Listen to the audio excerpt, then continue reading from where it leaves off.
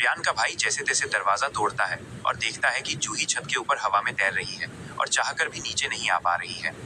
वो लोग किसी तरह जूही को खींचकर नीचे लाते हैं और देखते हैं कि जूही का अब आधा शरीर गायब हो चुका है।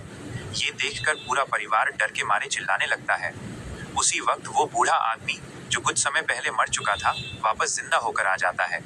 ये देखकर रियान और उसके साथी घबरा जाते हैं। इस उथल पुथल और डर के माहौल में वो फिर से जूही को छोड़ देते हैं और जूही उड़कर छत से बाहर निकल जाती है और हवा में उड़ने लगती है। तभी अचानक उसकी शक्ति खत्म हो जाती है, जिसकी वजह से वो जमीन पर गिर जाती है।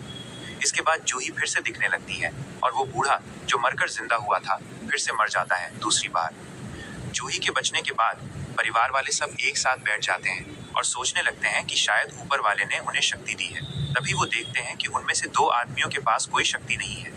वो समझने की कोशिश करने लगते हैं कि ऐसा क्यों है।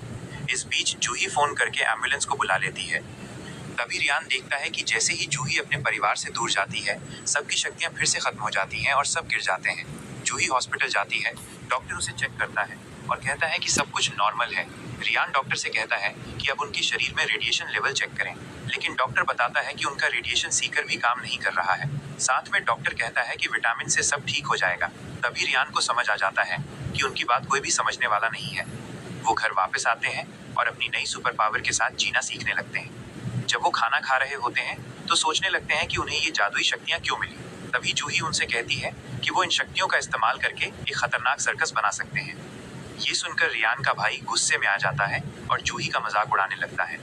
जूही उस पर हमला कर देती है और वो दोनों लड़ाई करने लगते हैं। तभी वो छोटी बच्ची अपने दादा की छड़ी तोड़ देती है।